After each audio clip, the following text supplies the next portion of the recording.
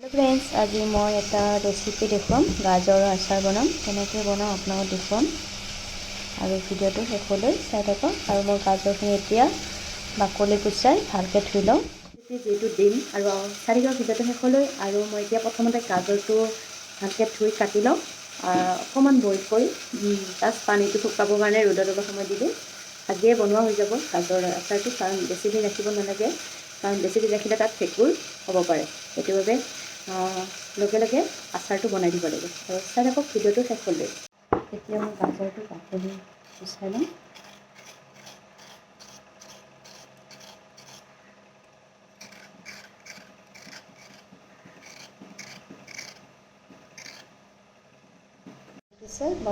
গাজৰৰ বাকলিটো গুচোৱা হৈছে, এতিয়া মই এইখিনি ধুই ল'ম। গাজৰখিনি ধুব লৈছোঁ।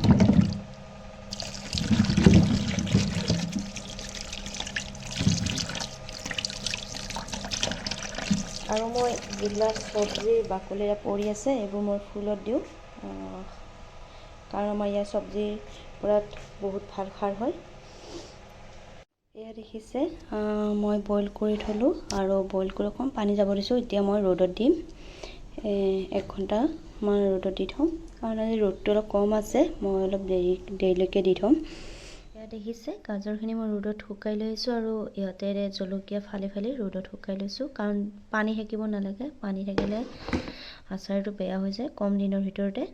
আৰু এইখিনি গোটেই শুকাই গৈছে, পানী নাই। এতিয়া মই এতিয়া বনাম, পানী একদমেই নাই।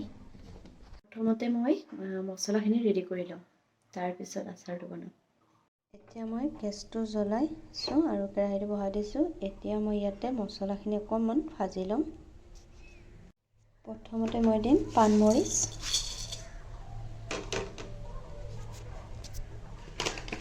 গাজৰ,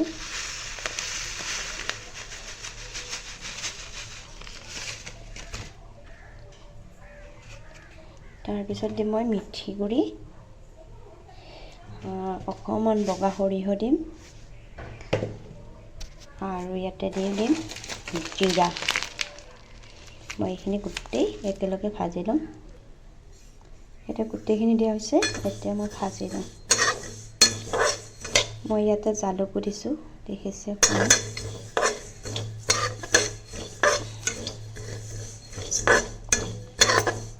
এনেকৈ অকণমান ভাজি থাকিম।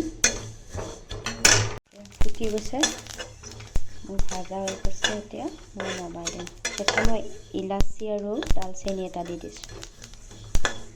ধুনীয়া গোন্ধ এটা আহিছে মছলাৰ। এতিয়া এইটো ভাজা হৈ গ'ল, অকণমান ঠাণ্ডা হ'বলৈ দিম। এইটো মই মিক্সিত গ্ৰাইণ্ড কৰি ল'ম। গেছটো জ্বলাই কেৰাহীটো বহাই দিছোঁ, অলপ গৰম হ'বলৈ দিছোঁ। এতিয়া গৰম হৈছে, মই ইয়াতে দিম সৰিয়হৰ তেল।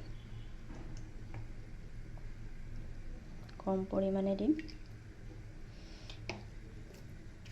আৰু তেলখিনি অলপ গৰম হ'বলৈ দিম। আৰু ইয়াতে দেখিছে 1 কিলো গাজৰ আছে, আৰু ইয়াত জলকীয়া, ইয়াতে দেখিব তেজপাত আৰু শুকান জলকীয়া লোৱা আছে। আৰু ইয়াত দেখিছে লচুন আৰু আদা। এইটো দিলে দিব পাৰে আৰু নিদিলেও নাই। তেলটো গৰম হৈছে, এতিয়া অকণমান চেনি দিম। অকণমান দিছোঁ কাৰণ কালাৰ আহিব। এতিয়া ইয়াতে দিম পাঁচফোৰণ। তেলটো এনেকুৱাকৈ গৰম হ'ব লাগিব, এতিয়া পাঁচফোৰণটো ফুটিব। তেজপাত, শুকান জলকীয়া দিছোঁ। এতিয়া মই এইখিনি থেকেলাই লৈছোঁ, এইখিনি দি দিম লচুন আৰু আদা।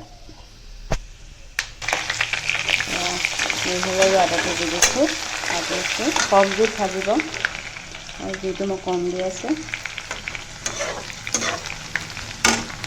এতিয়া ইয়াতে দিম মই ৰেড চিলি, চেনিটো অকণমান দিছোঁ।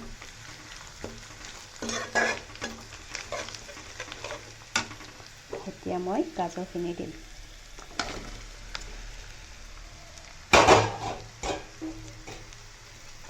গাজৰখিনি পানী থাকিব দিব নালাগে।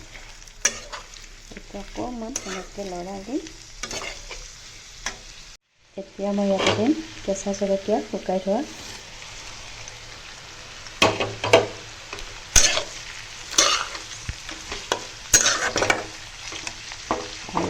এইখিনি মিক্সিত গ্ৰাইণ্ড কৰি লোৱা মছলাখিনি দিম।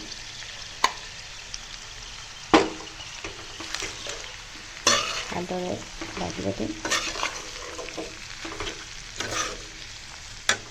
এতিয়া মই দিম হালধি 2 চামুচ লৈছোঁ। নিমখটো খোৱা অনুযায়ী দিব, 1 চামুচ লৈছোঁ।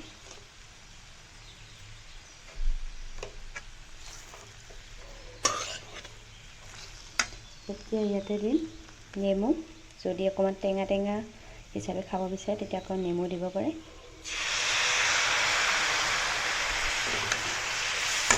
এতিয়া মই দিম ভিনেগাৰ,